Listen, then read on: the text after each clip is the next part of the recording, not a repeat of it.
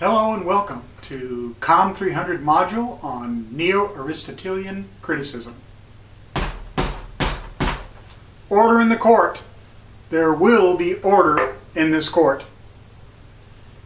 Our objectives for the module are to describe the origins and limitations of Neo-Aristotelian criticism and the basic steps for creating this type of criticism. Second is to analyze a speech context using, in part, key concepts from the rhetorical situation. Third, to identify key aspects of the canons, including memory, arrangement, and delivery. And finally, to examine reactions to a speech to determine if the speech met its goals or had other unintended effects. As always, you'll be responsible for the vocabulary.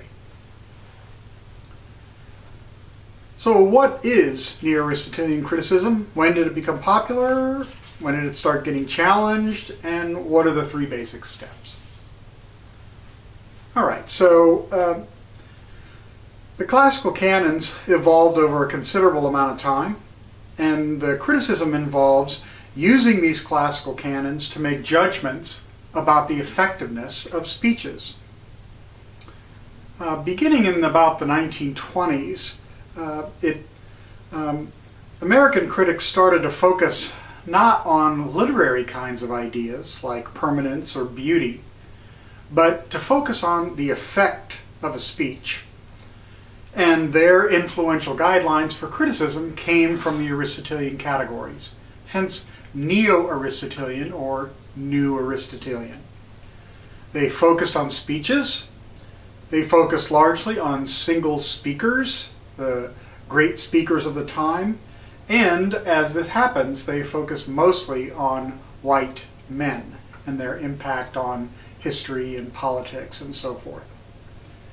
Beginning in the 1960s, this criticism was challenged by Black, and he decided that we should be including things like genre and social movement and other kinds of perspectives as well, and after that, it pretty much opened up.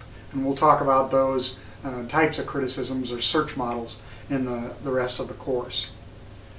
So what are the three basic steps for doing Neo-Aristotelian criticism? Pretty straightforward. Reconstruct the context. Apply the canons to analyze what's going on in the speech.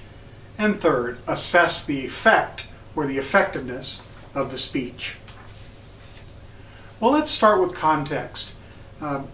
How does a critic analyze a speech context? And what are the kinds of things that should be avoided? Well, first, in your first paper, and probably in the second paper as well, I'm expecting roughly about a page of analysis for context.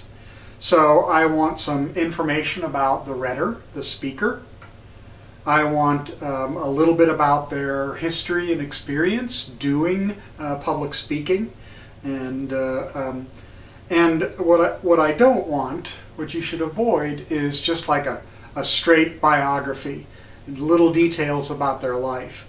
What I want really is some specific aspects of their life that are relevant to the rhetoric that they create. The second thing you can do is to analyze the occasion or the situation, how it influenced their choices, how their various demands of the situation, the larger atmosphere, the culture that the speech takes place in. We'll get a little bit more to that under the rhetorical situation in just a minute. The third thing is audience composition and disposition. Do they know anything about the subject? Do they respect the speaker, or are they hostile? What's their predisposition toward the speaker? So you want to make sure that you don't overemphasize context and give pages and pages and pages of a context when really we're looking for about a page to clarify these three things, and don't get too carried away with describing the context. Who's responsible for the idea of the rhetorical situation? What are the key elements, and what's a primary criticism? Well, Lloyd Bitzer came up with this idea that rhetoric is a response somehow to a situation. It's an outcome, sometimes appropriate and sometimes not, of a problem or an issue that's leading to the need for some verbal or written response. So there are three key elements. The first is an exigence, or a problem, or an urgency. What is it that must be addressed? Is climate change leading to the president speaking about it? Is the trade war becoming such a situation that congressmen are speaking out about it? What's the exigence or the problem that's driving it? That's the first thing. Second is the audience. And for Bitzer, the audience needs to be able to influence or to create, in some ways, a response to the speech.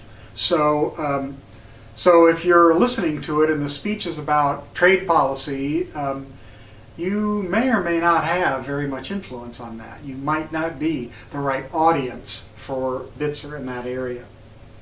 And third are the constraints. These are the situational elements that impact the delivery of a speech. So it could be the temperature in the room, the time of day, the fact that there was a speaker just beforehand. Could be a lot of things that constrain the speaker from doing particular things. The big criticism of this is provided by Richard Batts, and he says that the problem with the rhetorical situation is that not all rhetoric responds to situations. Sometimes rhetoric can create situations. And we've seen that memorably in recent political history. How does a critic analyze memory as a part of his speech critique? Well, memory is often not used in modern times because of teleprompters and other technology. But we're looking for if the speaker is familiar with the speech, if they sound like they've practiced it enough so that they know it a little bit. Are they reading the speech or delivering it impromptu? One index of their familiarity is probably eye contact. Are they up and looking at the audience? Mostly this is a focus if it's really obvious and if it impacts the speech reception. So for a notable example of memory lapse, you might check into Rick Perry and the 3 federal agencies. What are some key elements of delivery that impact speech reception? Well, the delivery is the manner of presentation. So we could analyze a lot of things. The speed of the delivery, the pitch of the voice. Is it really low or really high? The tone.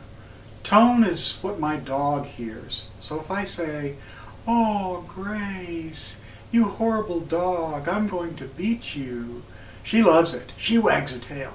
But if I say, "Grace, come here and I will pet you," well, she's running for the door.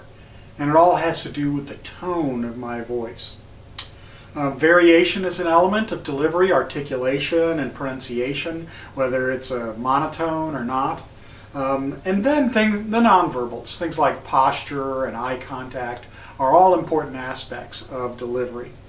The thing you want to focus on is if you're analyzing delivery, you want to make sure you talk about something that has an impact, not just, "Oh yes, it was delivered." If there's nothing really significant about the delivery, then don't spend your time talking about it. So what are the different kinds of arrangement and organizational strategies a speaker might use? Well, if you're familiar with public speaking, you know that there is a variety of possible structures. You can do chronological by time. That's not very common in speeches. You can do problem solution, which is actually fairly common. You create a problem and then you offer a solution. You can do cause and effect. Here's CO2 coming into the atmosphere. Here's climate change effects, right? Cause and effect. Probably the most common in speeches is just a topical. You break your speech down in terms of the topic. The things you want to look for is, what's at the beginning and the end that are especially important, that the rhetor wants to emphasize? And is there a climax over time? Does it come to a peak? And is there scaffolding, stuff that happens at the beginning that then supports what happens at the end? Again, you want to be sure and look at things about arrangement that have an impact that becomes noticeable rather than just, oh yeah, there was an order to the speech. So let's then finally talk about the effect of the speech. How can a critic assess the effectiveness of the speech? I think a lot of novice critics struggle a little bit with this. So first is to assess the goal of the speaker and whether those goals were met. Was FDR trying to get Congress to declare war? Yes, he was. In the Pearl Harbor speech, was it effective? Yes, because Congress declared war very shortly thereafter. The second is you would want to look maybe, if possible, at both the short and the long-term effects of the speech. The impacts right away, maybe on the audience and so forth, but then the impacts over time as it gains traction or not. Third, and this is really important, I want to see quotes from other authors, editorialists, commentators that talk about the speech and in some way support your analysis of how effective it is. So be sure that you have at least one, sometimes 2 or 3 quotes in the effect section of your paper. And remember that effect section, like the context, should be about a page in length. So identify 4 limitations to Neo-Aristotelian criticism noted by Foss. Foss doesn't really like Neo-Aristotelianism. It is a kind of older and it's more focused on effects, and she would prefer to do other kinds of criticism. But your first paper is going to be a classical Neo-Aristotelian critique, so I kind of make you go through that process. She says that the rhetoric was not intended as a guide for critics. It was for someone preparing a speech. So it's not really a lens for critical analysis. It's kind of a guide to help someone do a speech. Second, that the focus on effect is not necessarily best for critical analysis.